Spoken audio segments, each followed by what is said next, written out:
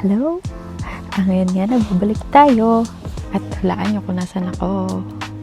Nasa Jessie M. Honeyman ako sa Florence, Oregon. So ngayon nagka-camping kami. Gabi na, alas 8 na ng gabi. At syempre, hindi natin kakalimutan ang skincare kaya ako nag-vlog. So ano nga ba mga dinala ko ngayon? So meron ako, teka lang. Okay, so meron akong inilagay ko lang siya dito pero hindi ito yun. Tawag ito, oil cleanser. So mag-oil cleanser tayo. So kailangan oil cleanser yung hindi mo pa na huhugasan yung mukha mo. Massage mo lang dyan. At maraming mga lumilipad dito dahil sa ito.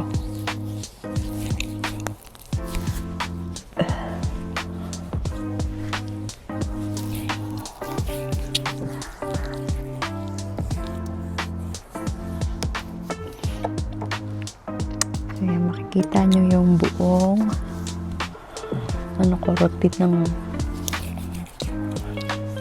skincare ngayon. Pero ito, lang parang shortcut kumbaga kasi hindi ko dala lahat. Siyempre, nasa wilderness tayo, no? Pero kahit nasa wilderness ka na, huwag mo kakalimutan yung self-care. Diba? Maingay ang kapaligiran, nag-aaway-aaway sila sa loob. Pasensya na. Ayan.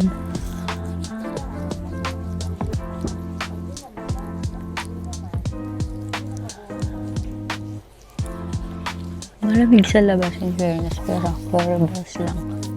Hindi pa nahalata nang nanginig ako. Ayan, yung gamit kong oil cleansing oil, is from Medicube with a zero pore cleansing oil. It removes the dirt of your skin at saka yung blackheads and whiteheads mo sa ilong, talagang natatanggal niya. Yung mga dumi-dumi kung nakikita nyo. Ay, ano ba yan?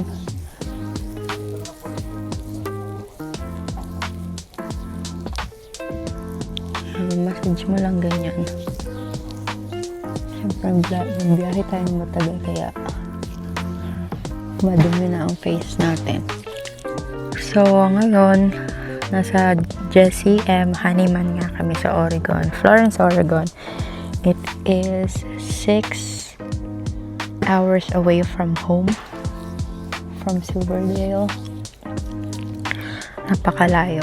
So, bago kami nagpunta dito sa campground is dumaan kami sa Newport for replace, believe it or not. I don't know if I pronounce it right, but yeah, it's a museum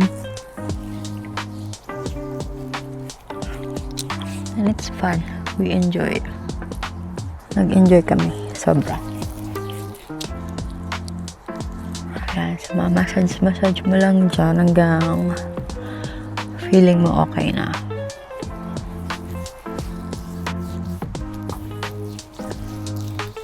Okay, so after cleansing oil, ito na.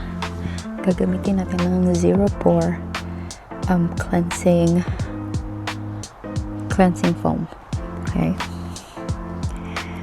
So ito ang aking go-to cleansing foam pagka ganitong maalis. So massage mo lang. So ang masabi ng mga experts sa skincare, sabi nila hindi sapat ang isang cleansing something or cleansing foam or oil ang gagamitin mo. Maganda daw pag double, kaya lalo na kapag feeling mo yung skin is very dirty. So ayan, mamassage mo lang siyang ganyan. In fairness, malamig. At pagkatapos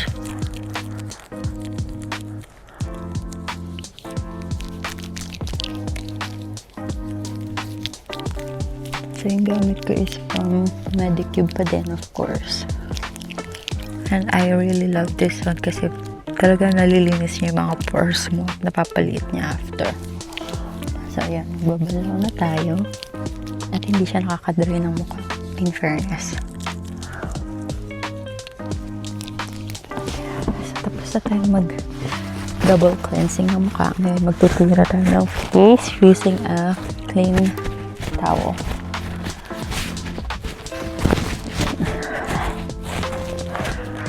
So, pag magpupunas kayo ng mukha, huwag yung ganun. Ganyan lang. Pat lang. Pat dry. Pat dry. Ayan. Sarap.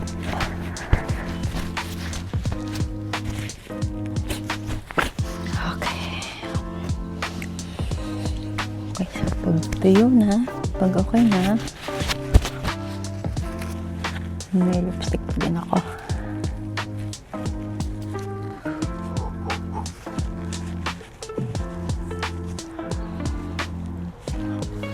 Okay, pag okay na, ang dala ko ngayon na toner is my PDR in pink. Niacinamide milk toner. Ito ang aking go-to toner. Kasi it leaves your skin hydrated and talagang glass skin. So, ito ang aking go-to toner pagka nagmamadali or kapag ganitong may lakad. So, ayan. Ipakalat mo lang dyan. Hindi ko dala ang aking device para sa skincare. So, kamay-kamay lang. Actually, mamadali na kasi medyo pagod na mi. At bukas aalis ulit kami. May pupuntahan ulit kami. Ayan. So, mag-i-stay kami dito for 4 days. 3 nights and 4 days.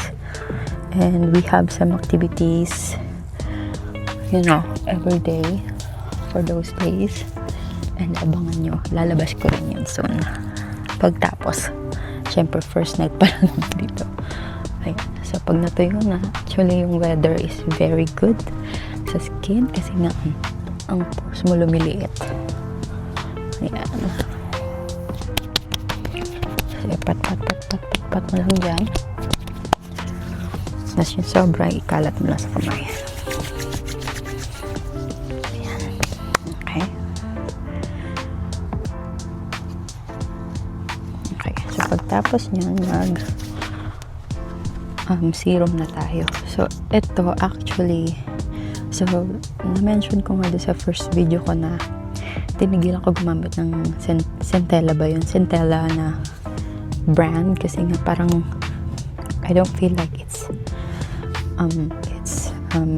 effective enough for my skin. So, ngayon, i-reintroduce ko siya. But this time, I did not bring it with me, but I put it in a different bottle. So I will put this serum. It's a pore minimizing serum, I think, from Centella. So ayan, ilalagay mo lang dyan.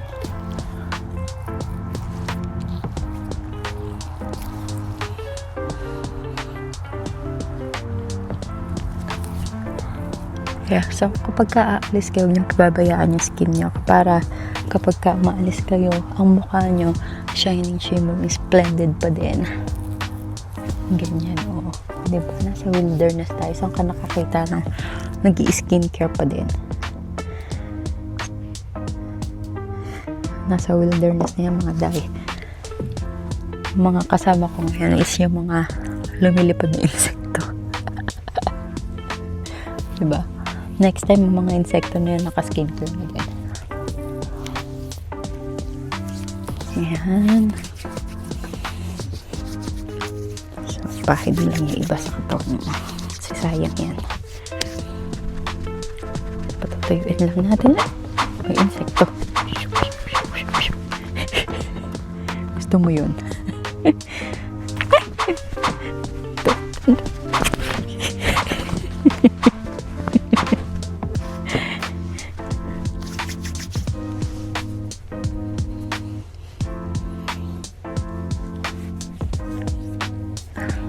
Yan.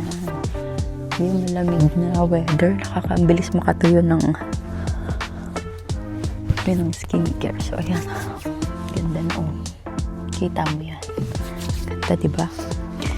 Tapos, hindi ko na-mention to, no? Pero, I'm using this one to go to, serum ko din ito. It's a Noni Ampio, Calming Plus Radiance. Maganda rin siya sa mukha, actually. Kapag ka may mga redness, irritation ka, it does calm your skin. Nawawala siya. So, yan. Mag-away-awayan natin yan kasi antok na ako, mga day. Yan, hayaan na natin silang mag-away-away dyan kasi naantok na ako, pagod na ako. Ayan.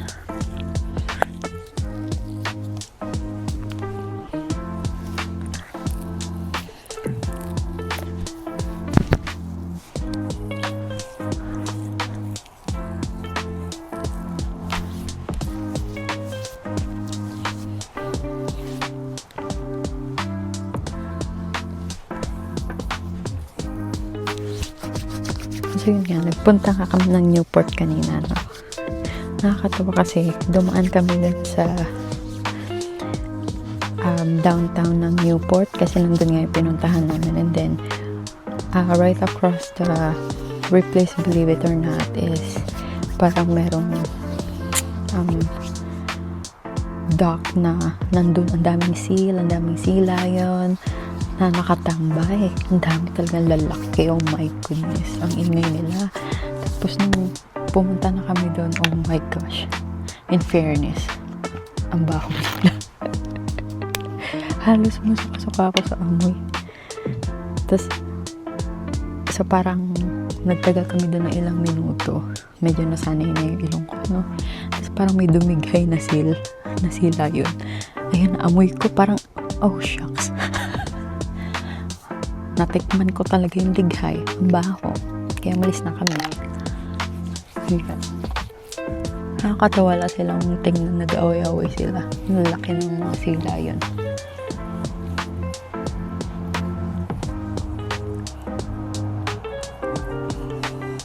Ay, so, nakalimutan ko. Ito, dala ko din si Dr. Altaya 345. No? Napakaganda kasi nito sa skin. It leaves your skin very hydrated. Plus talagang magniningning ang mukha mo kinabukasan. At glass skin ka talaga. Ayan. So usually talaga nag-skincare ako gabi. Pag umaga, minsan lang, yung konti lang. Siguro mga 3-4 steps lang. Tapos na. Tapos gabi ulit. Ang gabi yung pinakamadami. At saka yung una kong ginawang skincare video is actually, it works for me. May mga part doon na gumamit ako ng tranexamic acid, ng kojic acid, which is hindi ka pwedeng maarawan pag gumagamit ka nun. So, kailangan mo nakasunblock ka or nakapayong ka. Huwag kang magpapaaraw. No direct sunlight talaga kasi, or else kakaroon ka ng mga melasma. So, parang hindi siya effective. Masusunog lang yung mukha mo. So, since panggabi nga tayo, no? Night shift tayo sa hospital. Ginagamit ko siya. Hindi man ako nakaarawan dito. Saka talaga ako sa araw. Ever since. Ayan. So, patutuyuin lang natin. Madali na magmatayo kasi nga malamig. Napakalamig. At tahimik na kasi malapit yung quiet time. And then, so may binili akong, it's like a vitamin C cream from My Care Kits. My Care Kits, baka naman. So, tinry ko lang. In fairness, so far, I like it. Yan, konti-konti lang. So, it's a, sinasabay ko siya sa last step ng skincare, which is yung cream, you know. Ayan. Yung vitamin C is good for brightening your skin, plus for melasma as well. Kung may mga dark spots ka, it helps na mabura yung mga dark spots mo or fade the dark spots. Ayan. So, maglalagay lang tayo dyan ng konti. Tapos isa pa to sa mga ginagamit ko, yung Some by Me na see, I cannot speak anymore. AHA, BHA, PHA, 30 days miracle cream. So ito usually ginagamit ko to. Nakakakalma din siya ng mukha eh. Kapag ka may mga irritations ka, mga redness or pimple na talagang galit na galit, you know, napapakalma niya. Sa totoo lang, may pimple ako dito recently lang, in fairness na wala na siya. Kapag wala akong maayos na tulog, nagkakaroon ako ng pimple, talagang malaking pimples. Tapos na ang hirap mabura kasi talagang nagkakaroon siya ng dark spot. Isa ko dito, yan natin mo, hirap matanggal, pero nag-fade na siya kasi kailangan talaga consistent ka sa paglalagay ng skincare mo. Ayan, so nasa last step na tayo mga inday. Tapos ito, tulugan na. Ayan. Kasi pagod na nga tayo. Tapos bukas, lalarga ulit. Kaya abangan nyo yung video ko kasi ipapakita ko sa inyo yung mga pinuntahan kong gagandang mga lugar na sana mapuntahan nyo rin.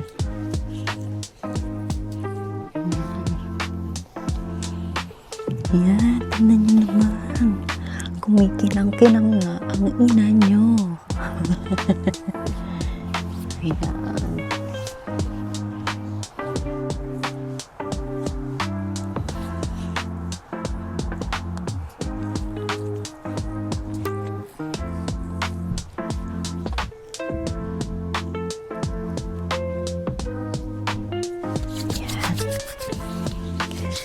Dahil tapos na nga tayo, mabilis ang vlog lang ito, no? So, ayun lang. Sana may natutunan kayong kahit konti. At hoping na gumana rin tong skincare ko, no? Ilang steps ba yan? 1, 2, 3, 4, 5, 6, 7, 8 steps. 8 steps of skincare in the wilderness, no? So, ayun lang mga day. Susunod ulit. At ipapakita ko sa inyo sa susunod na video yung mga gala ko. Okay, yun lang. Maraming salamat. Thanks for watching. See you again. Watch again. Bye. Oh, hindi mo kinaya. Hindi mo kinaya. Nagustuhan mo? Gusto niya yun. Kaya ano pa inaantay mo? Mag-like, share, and subscribe ka na. Sige na, bilisan mo. Hindi mapag-iwanan ka. Yeah, sige na.